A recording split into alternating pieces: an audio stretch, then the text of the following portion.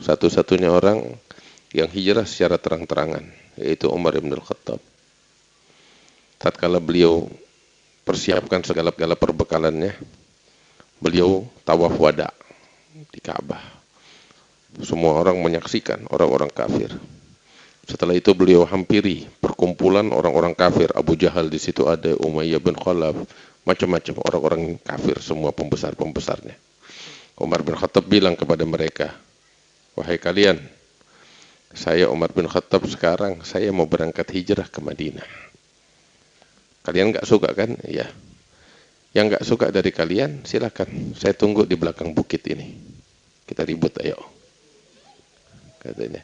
Dan barang siapa di antara kalian yang ingin istrinya jadi janda, anak-anaknya jadi yatim, sekarang juga saya tunggu di belakang bukit. Saya mau hijrah, lo mau apa pada? Udah. Kalau kita kan cuma gertakan doang, begitu kabur. Ini enggak. Sama Umar bin Khattab ditungguin dari pagi sampai sore, nggak ada satupun orang kafir yang berani datang. Tahu bukan gertakan, omongan benar. Udah sore nggak ada yang datang, berangkat terang-terangan Umar bin Khattab ke Madinah.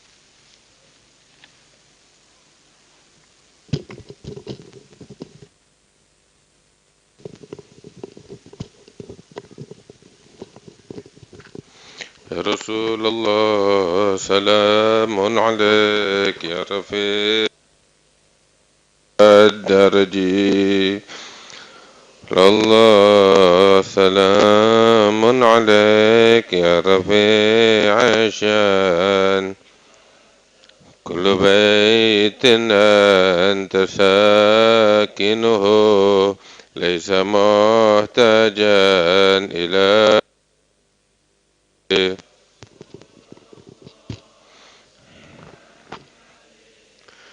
في عشان ومريض أنت عائده قد أتاه الله بالفرج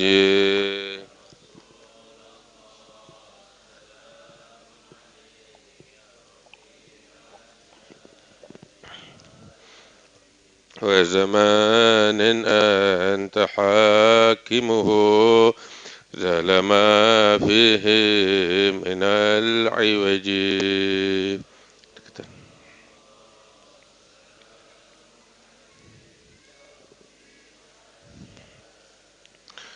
وجهك الميمون حجتنا يوم تأتي الناس بالحجج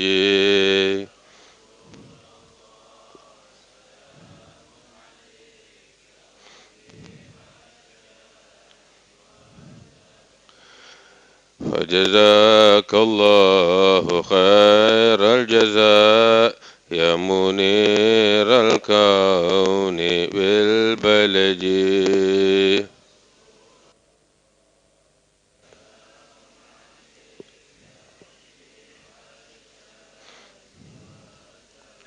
كل يوم نرتجي فرجا ربي عاجل منك بالفرج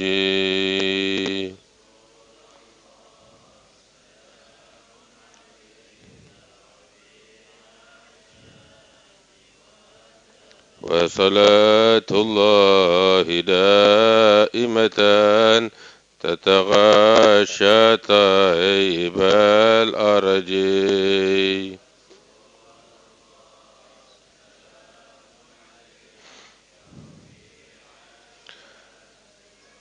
أحمد الهادي وعترته من هم للكون كالسرج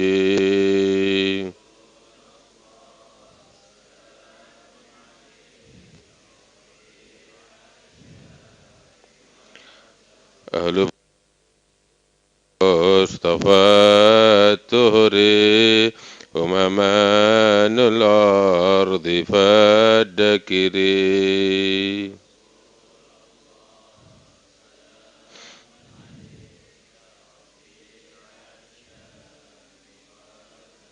شبهوا بالأنجم الزهري مثل ما قد جاء في السنن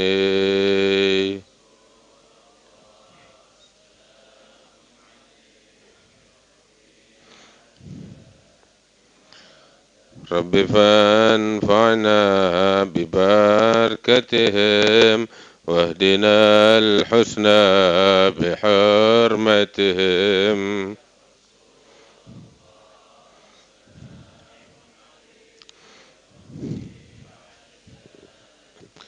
وأمتنا في طريقتهم ومعافاة من الفتن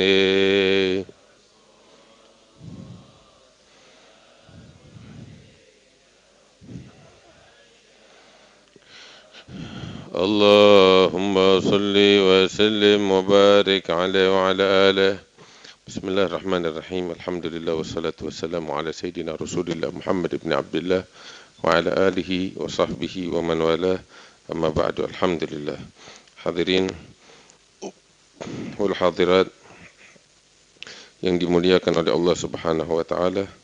Alhamdulillah, di sore hari ini kita sama-sama berkumpul di Majelis Rauhah yang saat ini kita adakan,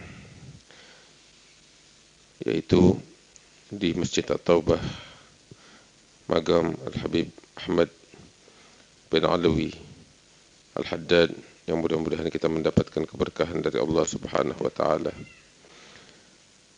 Alhamdulillah, setelah sekian lama kita nggak duduk di sini dalam kajian, saat ini kita sama-sama dikumpulkan oleh Allah Ta'ala. Mudah-mudahan perkumpulan kita ini membawa keberkahan untuk kita sekalian.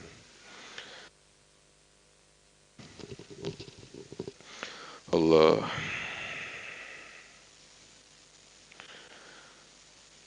Kali ini pembahasan kita tentang perjalanan hijrah baginda Nabi besar Muhammad sallallahu alaihi wasallam.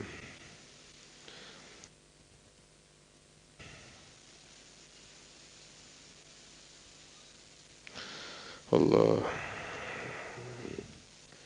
Sebab tahun baru Hijriah ini berkaitan dengan erat, berkaitan hijrah baginda Rasul sallallahu alaihi wasallam. Hadirin yang dimuliakan oleh Allah Subhanahu wa taala, dimulai perjalanan hijrah itu jauh beberapa tahun sebelum perjalanan yang dilakukan oleh Nabi Muhammad sallallahu alaihi wasallam. Sebab ini semua merupakan proses panjang, perjuangan yang panjang.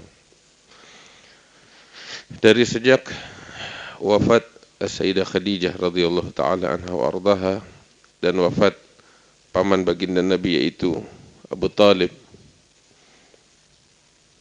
Dari sejak saat itu baginda Rasul sallallahu alaihi wasallam mengalami cobaan, ujian yang sangat berat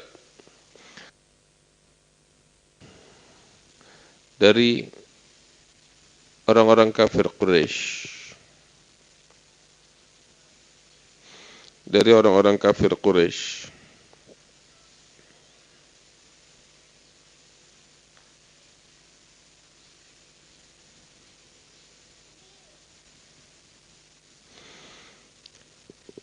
Sehingga sebelum beliau hijrah ke kota Madinah, ada beberapa hijrah yang terjadi. Bahkan jauh sebelum wafatnya Sayyidah Khadijah, Nabi memerintahkan para sahabatnya ketika mereka mengalami cobaan yang sangat berat, memerintahkan mereka untuk hijrah ke negeri Habasyah. Dan terjadilah 2 kali hijrah yang dilakukan oleh para sahabat ke negeri Habasyah. Saat itu, di negeri Habasyah itu dipimpin oleh seorang raja, seorang Nasrani, bukan seorang Muslim, bukan seorang yang beriman kepada Allah, raja seorang Nasrani, di mana Nabi memerintahkan kepada para sahabatnya untuk berhijrah ke Habasyah, dan beliau mengatakan bahwa di sana terdapat seorang raja yang adil, yang mana orang-orang yang bernaung di bawahnya tidak akan pernah terzalimi. Maka mereka berangkat. Rombongan pertama berangkat ke Habasyah namun untuk hijrah. Namun kelihatannya perjalanan begitu berat, mereka enggak betah sehingga mereka kembali lagi ke Mekah. Kemudian dilanjutkan dengan hijrah yang kedua ke negeri Habasyah yang dipimpin oleh Sayyidina Ja'far Ibn Abi Talib, dan mereka menetap di Habasyah sekian tahun, cukup lama, mungkin sekitar lebih dari 10 tahun mereka menetap di Habasyah. Mereka beribadah kepada Allah, mereka menjalankan agama mereka dengan sebaik-baiknya tanpa ada yang ganggu di bawah naungan Raja Habasyah yang dikenal dengan sebutan Najasyi. Kemudian setelah wafatnya Sayyidah Khadijah dan Sayyidina Abu Talib, paman Nabi SAW, itu Nabi mengalami cobaan yang berat, aniaya orang-orang kafir, kezaliman mereka, penindasan mereka yang amat sangat, hingga akhirnya beliau hijrah, meninggalkan kota Mekah. Beliau pergi ke kota Taif, sebab beliau itu tumbuh di pedalaman kota Taif. Saat di usia masih bayi, beliau diasuh oleh Halimatus Sa'diyah hingga usia 4 tahun di perkampungan Taif, perkampungan atau pedusunan Bani Sa'ad. Beliau diasuh di sana.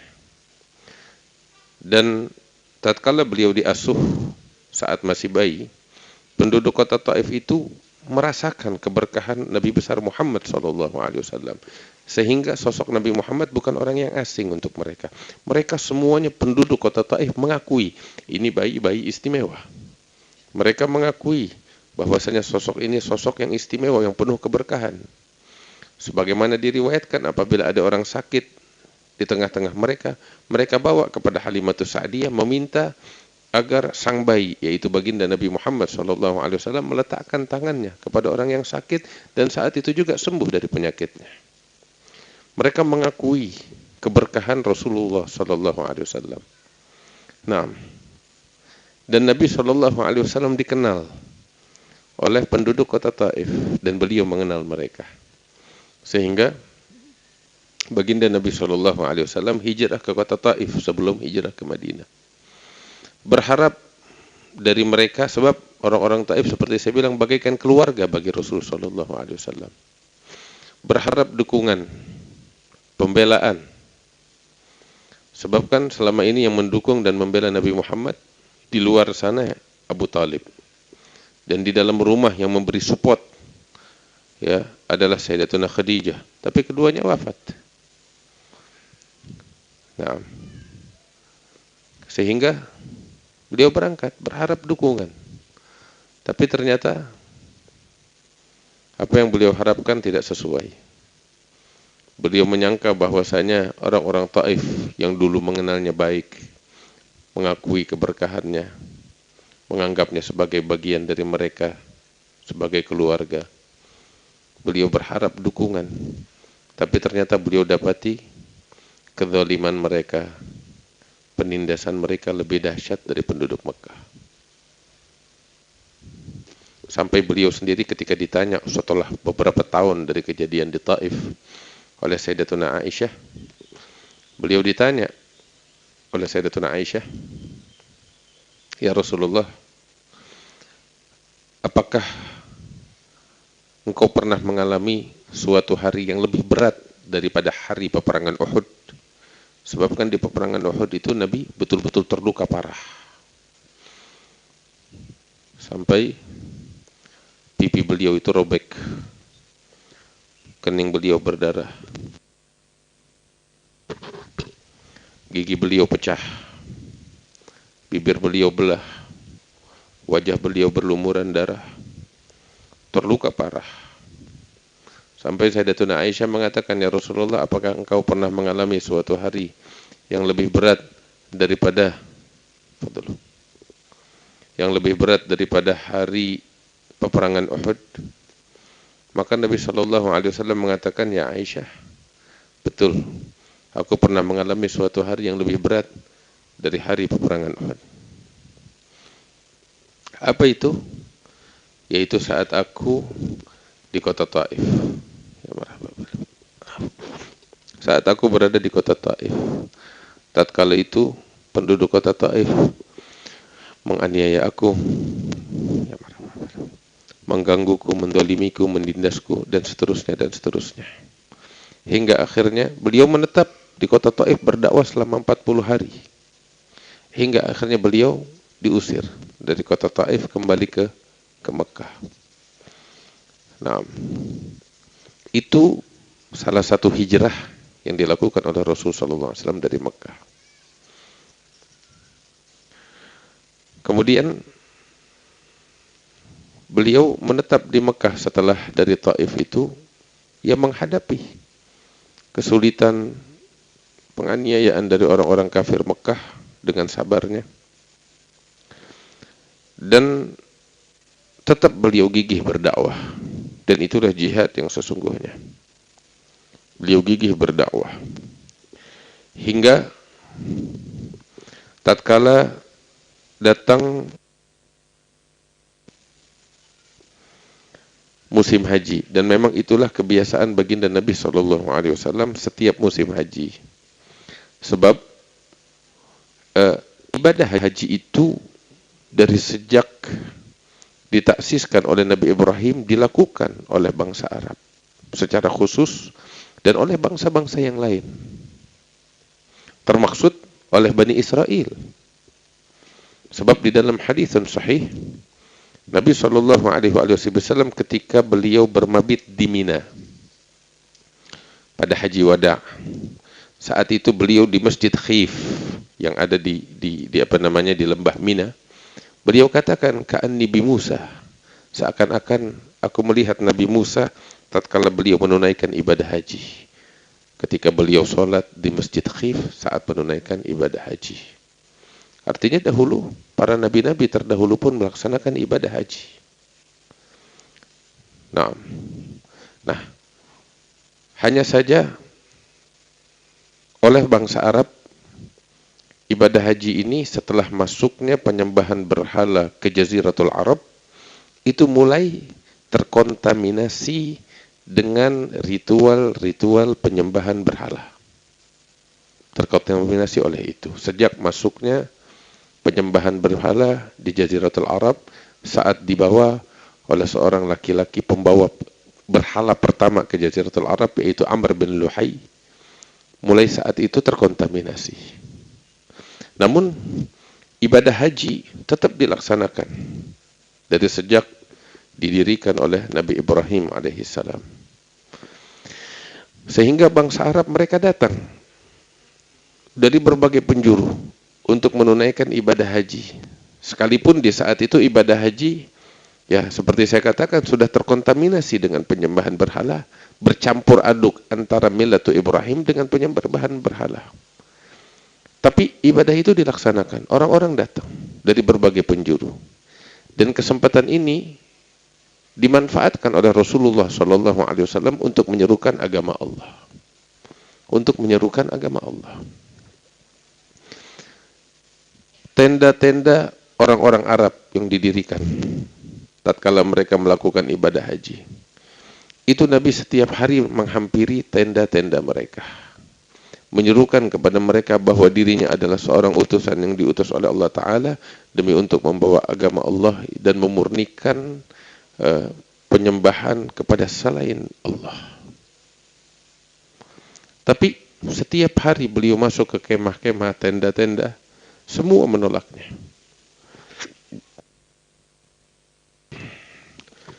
Bahkan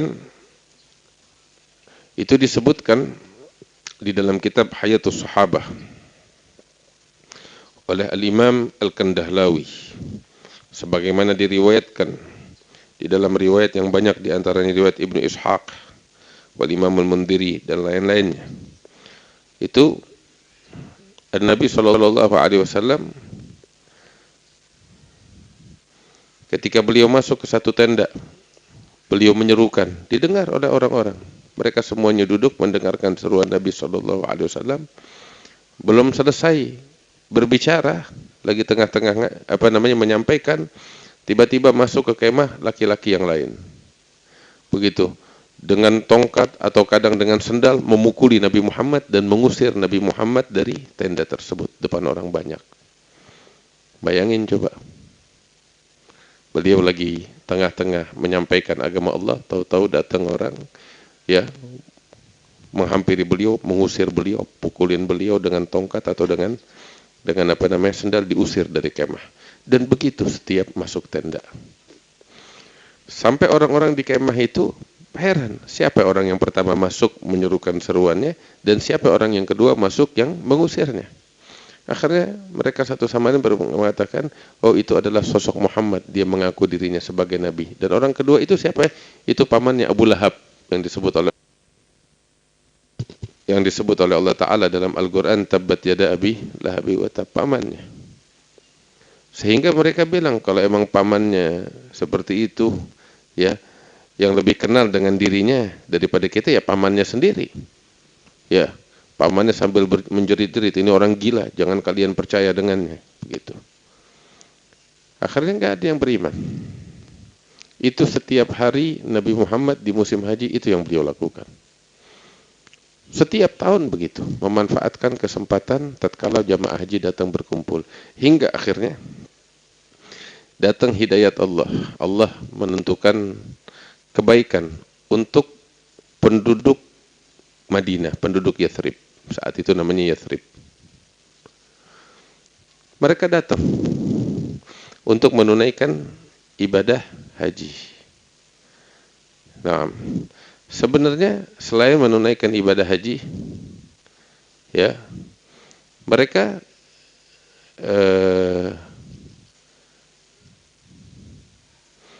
datang punya tujuan. Nah, sebab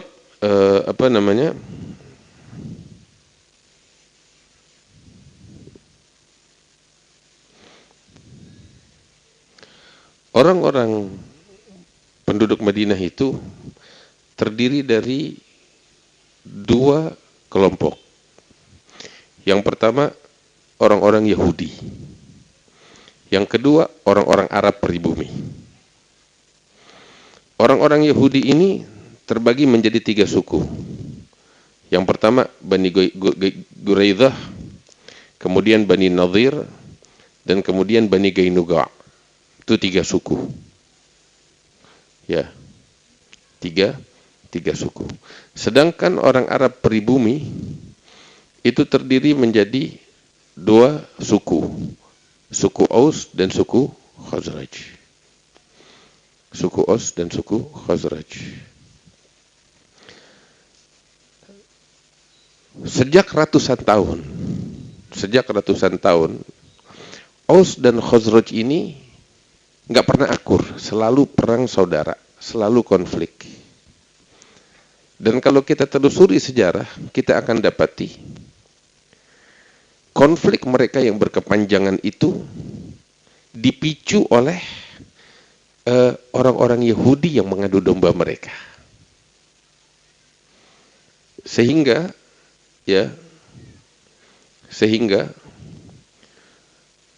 orang-orang Aus, ya, mereka bersekutu dengan orang-orang Yahudi dari Bani Quraidah. Sedangkan orang-orang Khazraj, mereka bersekutu dengan Bani Nadir dan Bani Qainuqa. Tetapi ketiga suku Yahudi ini mereka satu. Saling mengadu domba antara kedua suku Arab ini, Aus dan Khazraj. Sehingga terkadang terjadi gesekan-gesekan antara orang Arab dan Yahudi itu sendiri. Sehingga ketika hampir terjadi pertempuran antara orang Arab, Aus dan Khazraj terhadap orang-orang Yahudi, orang Yahudi mundur, nggak berani mereka bertumpur. Mereka hanya bilang, kami tidak akan berperang dengan kalian saat ini. Sebab kami menanti seorang utusan, seorang Rasul yang diutus oleh Allah Ta'ala di akhir zaman. Tatkala dia datang, kami akan memerangi kalian. Nah, dari situ, orang-orang Aus dan Khazraj, orang-orang Arab Madinah, Yathrib, dari suku Aus dan Khazraj, mendengar tentang sosok Nabi besar Muhammad SAW. Mendengar dari situ. Jelas. Orang-orang Yahudi yang senantiasa menceritakan tentang kedatangan Nabi di akhir zaman. Dan ketika mereka berkumpul dengan orang-orang Yahudi, mereka pun bertanya-tanya sifat Nabi yang akan datang. Sehingga mereka mengenal, mendengar desas-desus, bahkan ciri sang Nabi yang akan datang di akhir zaman, mereka mendengar secara detail dari orang-orang Yahudi. Sehingga sebutan sang Nabi ini di tengah penduduk Madinah, baik itu Yahudi maupun orang-orang Arab, Aus dan Khazraj, itu bukan hal yang asing. Konflik terjadi antara perang saudara antara Aus dan Khazraj. Orang-orang Aus pergi ke Mekah di musim haji dengan tujuan ingin bersekutu dengan orang-orang Quraisy. Itu tujuan utamanya mereka datang seperti itu. Demi bersekutu dengan orang-orang Quraisy melawan Khazraj, saudara mereka. Perang saudara. Nah, ketika mereka datang untuk menunaikan ibadah haji dan dengan tujuan itu, Nabi SAW kebetulan datang ke perkemahan mereka. Nabi menyerukan kepada mereka tentang keimanan, tentang dirinya sebagai Rasul, dan seterusnya. Tatkala mereka mendengar, ya, Nabi memberikan waktu untuk mereka merenung dan berpikir. Mereka satu sama lain berkata, di antaranya Iyas ibn Mu'adz, ya Qum, hada wallah khair mimma ji'na lahu. Wahai kaumku, apa yang diserukan oleh laki-laki ini, yaitu Nabi Muhammad SAW, ini lebih baik, yaitu keimanan, daripada tujuan yang kita datang untuknya, yaitu bersekutu dengan Quraisy. Maka yang lain bilang, kamu jangan pedulikan dia, kita punya urusan yang lebih penting. Keberlangsungan hidup kita di Madinah, kita harus bersekutu dengan bangsa Quraisy. Akhirnya berlalu begitu aja. Ya. Tahun yang berikutnya, musim haji yang berikutnya. Bismillah.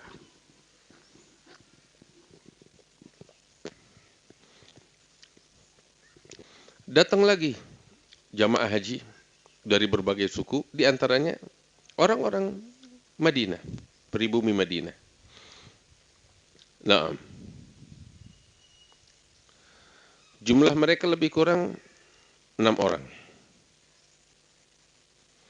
Jumlah mereka lebih kurang 6 orang. Maka Nabi menyerukan kepada mereka.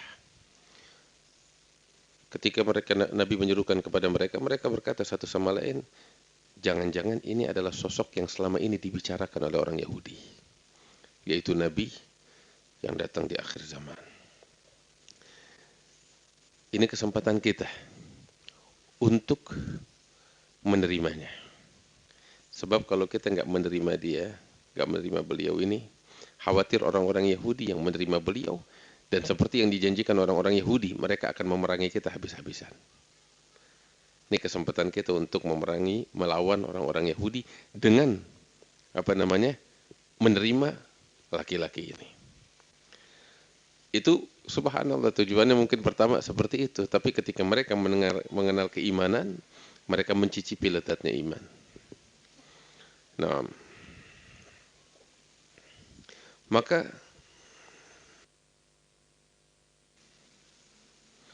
mereka bilang kepada Nabi Muhammad SAW, kami beriman kepadamu, kami mempercayaimu, dan kami ketika datang kemari, kaum kami mereka sedang perang saudara. Enggak menutup kemungkinan, wahai Muhammad, kalau engkau datang ke negeri kami, ya, Allah akan mempersatukan kami kembali dengan berkat engkau. Tahun depan kami akan datang kemari. Kami akan datang kemari tahun depan dengan membawa orang-orang yang lebih banyak. Maka di tahun berikutnya datang 12 orang. 10 orang dari suku Khazraj, 2 orang dari suku Aus. Dan mereka berkumpul di Bukit Agabah. Dan mereka semuanya beriman kepada Allah, kepada Nabi Muhammad SAW, dan mereka membaiat Nabi Muhammad SAW untuk membelanya, seperti mereka melindungi dan membela anak istri mereka. Kemudian mereka pulang ke negerinya, dan sebelum pulang mereka minta kepada Rasul SAW agar mengutus bersama mereka seseorang dari sahabat Nabi untuk mengajarkan kepada mereka Islam di negeri mereka, di kota Yathrib, di kota Madinah. Maka Nabi SAW mengutus Mus'ab bin Umair dan Abdullah bin Umi Maktum. Berangkat kedua orang ini bersama orang-orang Madinah yang masuk Islam itu 12 orang. Berangkatlah Mus'ab bin Umair dan Abdullah bin Umi Maktum. Dan yang menarik di sini, selama 1 tahun penuh Mus'ab bin Umair dan Abdullah bin Umi Maktum itu berdakwah dengan giat, dan dakwahnya itu membuahkan keberhasilan yang sangat luar biasa. Hingga tidak ada satu rumah di kota Madinah melainkan di situ pasti ada orang Islam. Enggak ada satu rumah di kota Madinah melainkan di situ ada orang Islam. Terkadang 1 orang, terkadang 2 orang, terkadang 1 keluarga yang udah masuk Islam.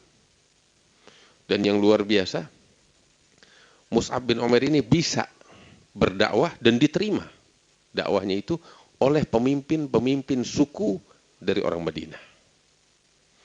Di antaranya masuk Islam di tangan beliau Sa'ad bin Mu'adz, wa Sa'ad bin Ubadah, dan banyak lagi pemimpin-pemimpin suku di Madinah masuk Islam di tangan beliau. Sehingga ketika kepala suku pada masuk Islam, orang-orang di bawah juga pada masuk Islam. Berlalu 1 tahun, musim haji, berangkat ke kota Mekah, ya, rombongan. Allah. Berangkat ke kota Mekah untuk menunaikan ibadah haji, dan utamanya demi untuk berjumpa dengan Rasulullah sallallahu alaihi wasallam, ya, untuk membaiat beliau. Nah, maka saat itu rombongan banyak, baik sebenarnya seperti saya bilang itu kan musim haji, dan ibadah haji itu dilakukan bahkan oleh orang-orang kafir di masa itu, ya, sisa-sisa dari peninggalan agamanya Nabi Ibrahim alaihissalam. Nah, sehingga rombongan itu banyak, namun dari kaum mukminin, dari orang-orang beriman, ya, yang berangkat untuk membaiat Rasulullah sallallahu alaihi wasallam itu sekitar 72 orang. 72 orang. Subhanallah. Hadirin yang dimuliakan Allah, 1 tahun Mus'ab bin Umair berdakwah. Itu yang 72 orang itu yang berangkat. Yang enggak berangkat ya banyak. Ya. Yang istimewa itu bukan bawa 72 orangnya itu. Itu aja udah hebat. Tapi tahu apa? Yang saya nggak bisa bayangkan, bagaimana kebahagiaan Rasulullah ketika seorang Mus'ab bin Umair datang kepadanya menyodorkan, ya Rasulullah, ini 72 orang saya bawa untukmu. Itu kalau Mus'ab bin Umair nggak punya apapun selama hidupnya untuk meraih ridha Allah, kecuali itu udah cukup dunia dan akhirat. Coba bayangin, Nabi Muhammad tuh dakwah di Mekah dari sejak dilantik sebagai Nabi. Itu selama 6 tahun yang beriman kepada Nabi Muhammad cuma 40 orang. Umar bin Khattab masuk Islam tahun ke-6 setelah kenabian, itu dengan Islamnya Umar bin Khattab genep 40 orang. Nabi dakwah. Nah ini Mus'ab bin Umair, 1 tahun nggak ada satu rumah di Madinah melainkan di situ ada Islam. Dan beliau bawa ke Mekah 72 orang. Gimana nggak bahagianya Rasulullah? Saya nggak bisa bayangkan bagaimana bangganya Nabi Muhammad dengan sosok Mus'ab bin Umair. Senyuman manisnya Rasulullah itu yang sangat berharga. Kita, ketika kita berdakwah, yang kita cari itu senyumannya Nabi Muhammad SAW, bukan yang lain. Kalau kita tahu betapa berharganya senyuman Rasul, betapa berharganya itu senyuman Rasulullah, betapa mahalnya, betapa istimewanya, kesulitan apapun menjadi kecil yang kita hadapi tatkala kita berdakwah di jalan Allah Subhanahu wa taala. Allah.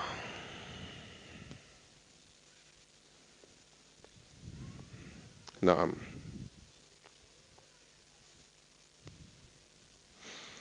Maka pada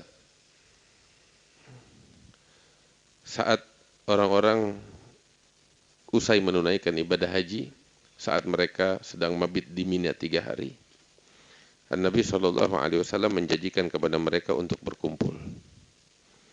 Nah, menjanjikan untuk mereka untuk berkumpul, yaitu di Bukit Aqabah.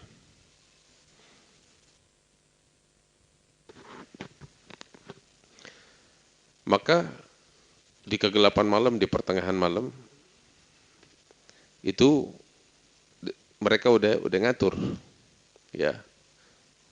Jangan ada yang bangunin yang tidur, ya, berangkat di waktu yang ditentukan. Masing-masing tidur dulu pada, ya, sehingga tidak memancing kecurigaan. Di tengah malam ketika semua orang pulas, satu-satu bangun, menuju keluar dari kemah menuju ke Bukit Aqabah. Satu demi satu keluar, sampai semuanya berkumpul di Bukit Aqabah, menunggu kedatangan Rasulullah Sallallahu Alaihi Wasallam. Maka saat itu, ketika mereka menunggu, ya, Nabi Muhammad datang. Mohon maaf tadi saya lupa, bukan 72 tapi 73 orang. 73 orang. 73 laki-laki dan 2 orang perempuan. Jadi totalnya 75 orang. 73 laki-laki dan 2 orang perempuan. Nabi SAW saat itu didampingi oleh Abbas bin Abdul Muttalib. Saat itu Abbas nampak bagi halayak meramai sebagai orang yang kafir. Tapi apakah beliau menyembunyikan keimanannya atau tidak, itu urusan lain. Tapi yang beliau tampakkan kepada halayak ramai, beliau sebagai seorang kafir. Saat itu beliau mendampingi Rasulullah pada saat Aqabah. Paman beliau Abbas. Abbas sama Nabi lebih kurang 1 umur. Lebih kurang 1 umur. Ketika mereka sudah berkumpul, mulai deh pembicaraan. Berdiri Abbas di tengah-tengah mereka. Abbas sebagai pamannya Nabi bilang kepada orang-orang Ansar, Wahai penduduk Yathrib, katanya Abbas, ketahuilah bahwasanya keponakan saya ini Muhammad, sekalipun dia dianiaya oleh kaumnya, tetapi kami keluarganya, Bani Hashim, Bani Muttalib, kami masih mampu membelanya. Bertahun-tahun dia ditindas, dia dianiaya, dan kami tetap membelanya. 3 tahun diboikot di Syekh Abu Talib, kami pun yang membelanya. Dan hingga saat ini Muhammad dalam keadaan selamat, ya, kaumnya yang menindasnya tidak mampu menyentuhnya karena kami membelanya. Kami, keluarganya Bani Hashim, Bani Muttalib.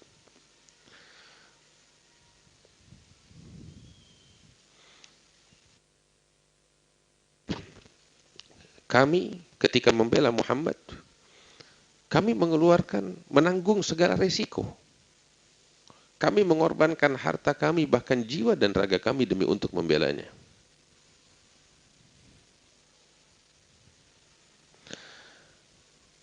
Namun,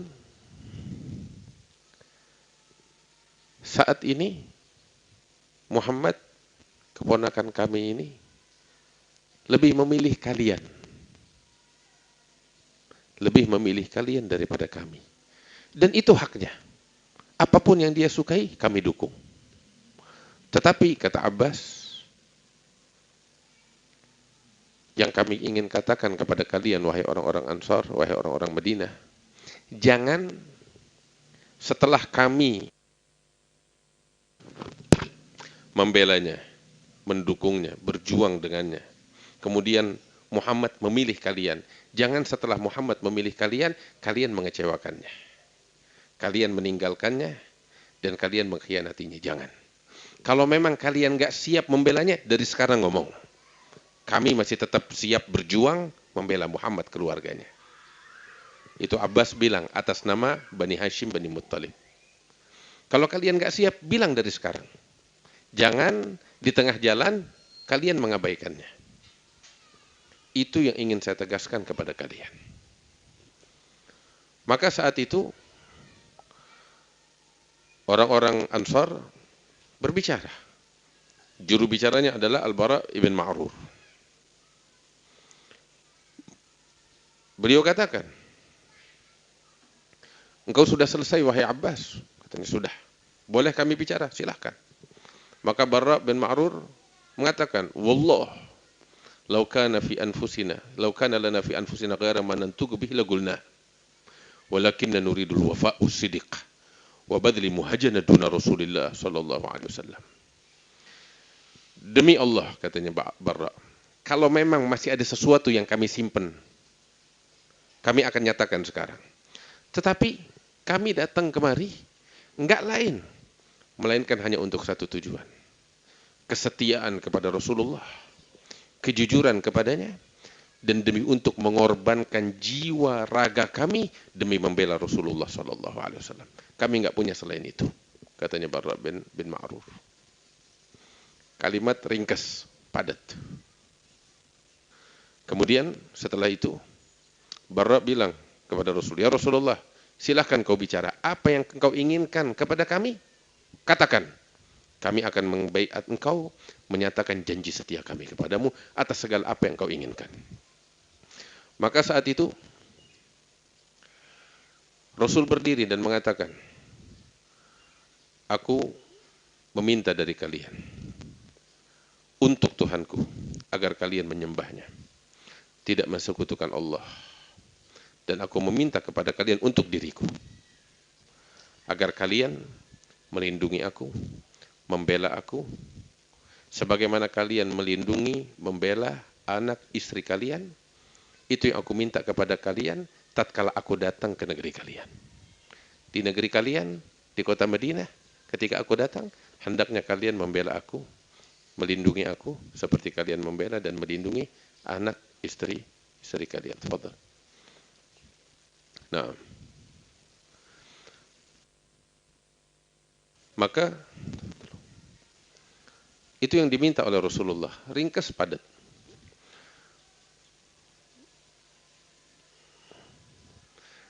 Terus di sini ada yang menarik. Tahu apa? Al-Haytham ibn Tayhan, seorang Ansor, beliau cinta kepada Rasulullah luar biasa. Saat itu beliau bilang kepada Nabi Muhammad sallallahu alaihi wasallam, sini duduk. Nah, beliau bilang kepada Nabi Muhammad sallallahu alaihi wasallam, "Ya Rasulullah, ini yang kau minta kepada kami ini berat. Dan kami siap untuk menunaikannya. Biar engkau tahu, ya, di negeri kami banyak lapisan masyarakat. Ketika kami membaiat kamu, kami akan berperang. Kami akan berperang dengan banyak kelompok. Kami akan berperang dengan mereka. Mereka akan perangi kami, mereka akan mendolimi kami. Kami siap untuk itu. Kami siap membelamu mati-matian. Tetapi yang jadi pertanyaan, kalau satu waktu Allah memberikan kemenangan untukmu terhadap orang-orang Arab semuanya dan terhadap kaummu yang ada di Mekah, orang-orang Quraisy. Setelah kamu menang, apakah engkau akan meninggalkan kami dan kembali ke kota Mekah, ke negerimu? Itu yang dia katakan. Maka saat itu Nabi paham kemana arah omongannya. Ketika Al-Haytham ibn Tayhan mengatakan, apakah kamu setelah itu, setelah menang, meninggalkan kami dan kembali ke kampung halamanmu? Nabi paham kemana arahnya. Nabi tersenyum. Nabi katakan, balid dam wal hadam. Maksudnya apa? Enggak. Setelah aku menang, hidup dan matiku bersama kalian. Hidup dan matiku bersama kalian. Saat itu mereka gembira luar biasa, sebab yang mereka cari kebersamaan dengan Rasulullah sallallahu alaihi wasallam. Maka saat itu mereka membaiat Nabi Muhammad sallallahu alaihi wasallam dengan itu, perjanjian itu, janji setia mereka. Terus Nabi bilang, pilih 12 orang dari kalian sebagai wakil, ya, atas orang-orang di belakang kalian. Maka dipilih 12 orang, kemudian Nabi bilang, kalian 12 sebagaimana 12 muridnya Nabi Isa. Katanya Allah. Nah,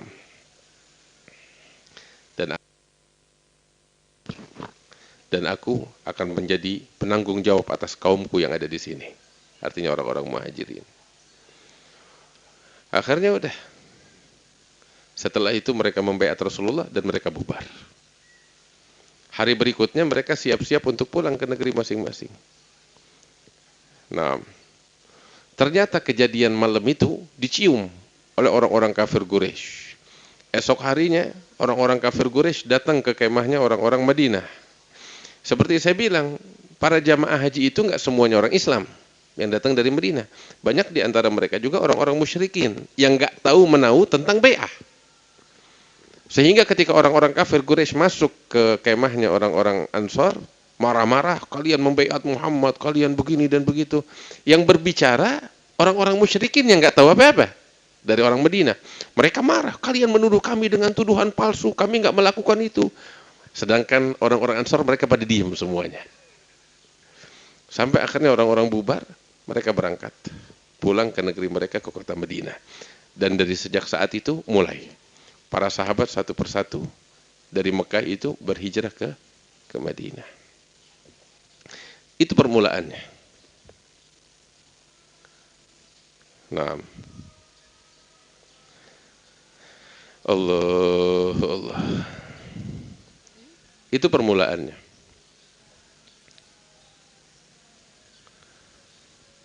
Datang Sayyidina Abu Bakar Siddiq kepada Rasulullah sallallahu alaihi wasallam minta izin untuk berangkat hijrah.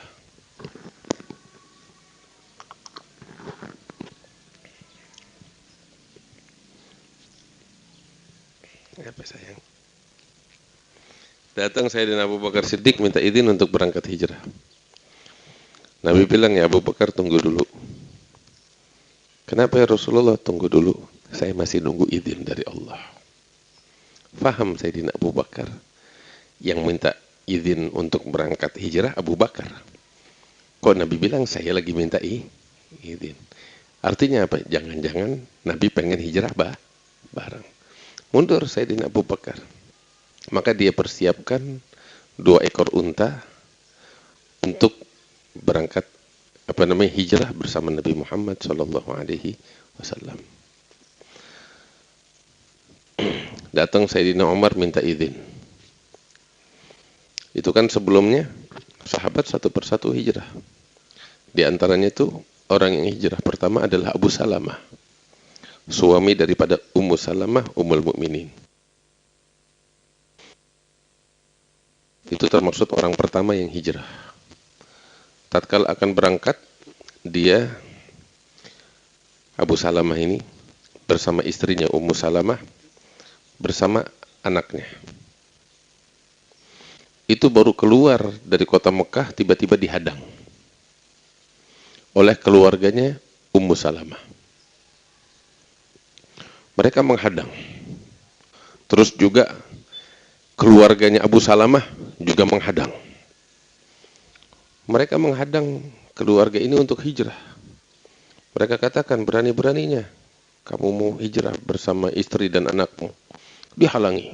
Hasil terjadi keributan. Keributan. Hingga akhirnya keluarganya Ummu Salamah bilang, kamu mau hijrah sana sendiri. Istrimu jangan kamu bawa, dia anak perempuan kami. Akhirnya terpaksa dia berangkat. Begitu, mau berangkat, anaknya dibawa.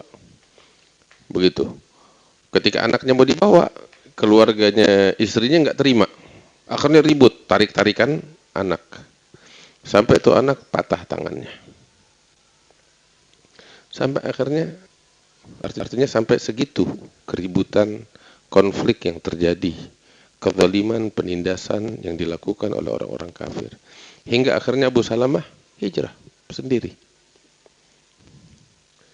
Berangkat sendiri. Ummu Salamah nangis berbulan-bulan ditahan. Sampai akhirnya kaumnya nggak tega. Mereka bilang, kamu mau hijrah, mau menyusul suami kamu, susul sana. Akhirnya berangkat sendirian dengan untanya. Perempuan saat itu nggak bisa, nggak ada perempuan jalan menempuh perjalanan jauh sendirian tuh nggak ada, bahaya. Tapi mau bagaimana? Dia jalan sendirian dengan untanya menuju ke kota Madinah. Subhanallah, baru keluar dari kota Mekah, tiba-tiba di tengah jalan datang seorang kafir.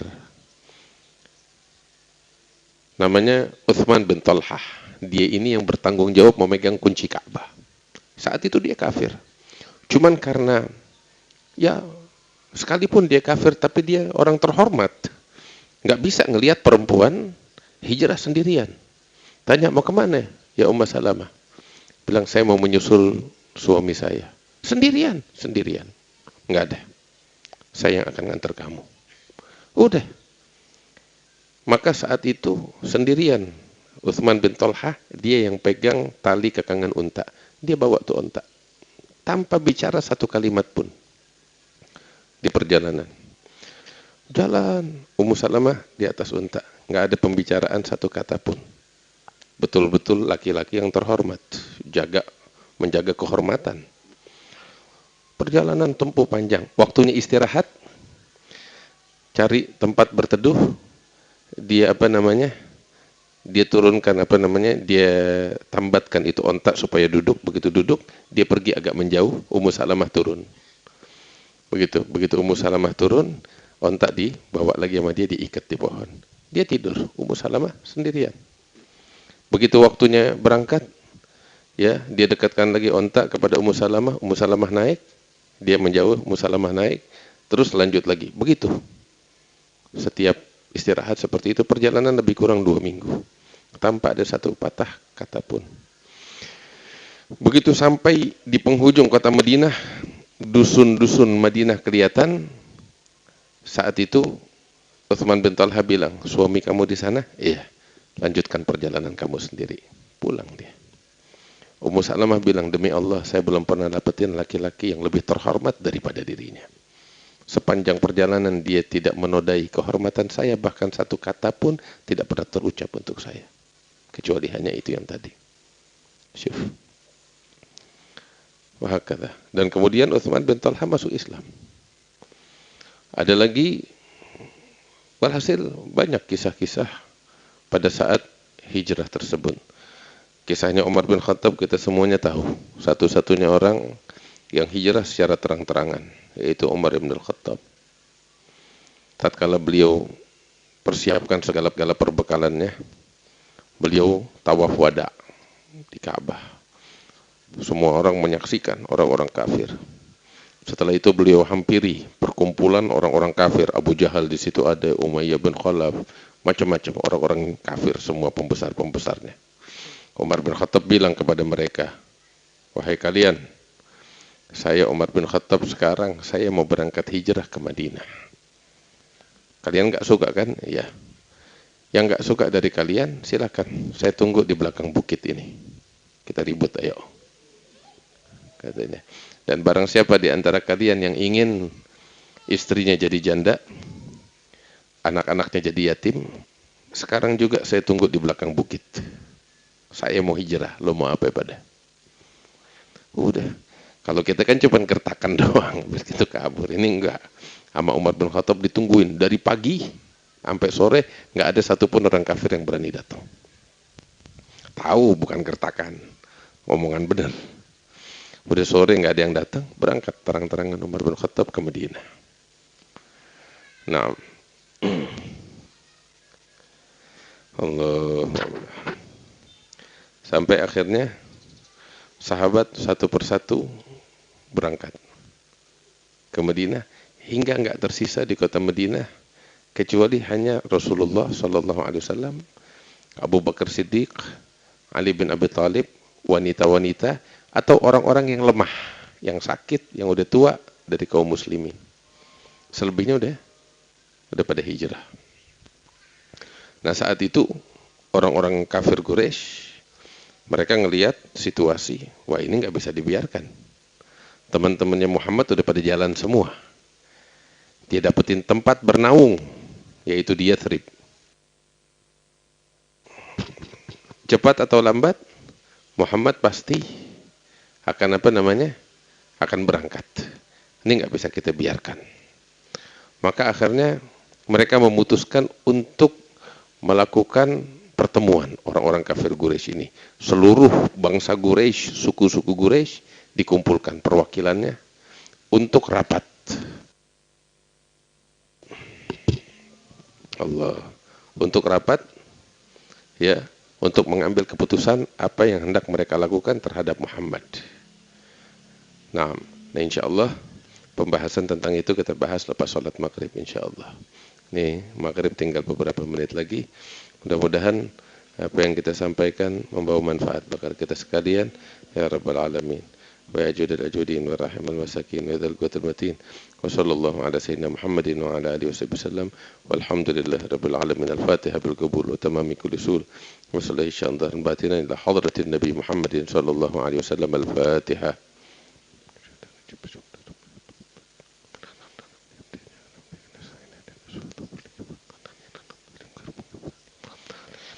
ربنا انفعنا بما علمتنا ربي علمنا الذي ينفعنا ربي فقه أهلنا وقربات لنا في ديننا مع أهل القتر أنثى وذكر ربي وفقنا ووفقهم لما ترتضي قولا وفعلا كرما وارزق الكل حلالا دائما وأخلا أتقيا علماء نهض بالخير ونكفى كل شر ربنا واصلح لنا كل شؤون وأقر بالرضا منك العيون واقضي عنا ربنا كل الديون قبل أن تأتينا رسل المنون واغفر واستر أنت أكرم من ستر وصلاة الله تغشى المصطفى من إلى الحق دعانا والوفاء في كتاب فيه للناس الشفاء وعلى الآل الكرام الشرفاء وعلى الصحب المصابيح الغرار اللهم اهدنا بهداك وجعلنا ممن يسارع في رضاك ولا تولنا وليا سواك ولا تجعلنا ممن خالف أمرك وعصاك وحسبنا الله ونعم الوكيل ولا حول ولا قوة إلا بالله العلي العظيم.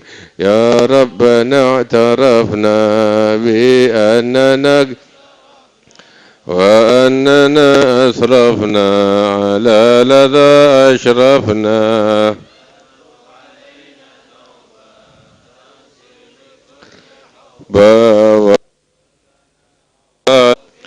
والدينا ربي ومولودينا والآل والإخوان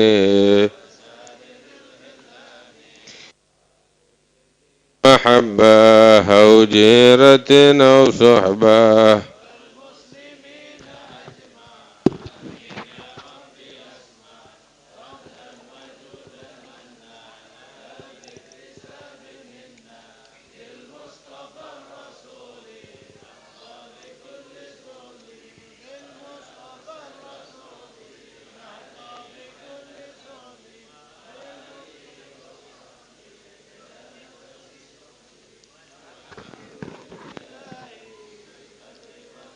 الفاتحة بالقبول التمام من كل سوء ليش ظاهر باطنا إلى حضرة النبي محمد صلى الله عليه وسلم. الفاتحة.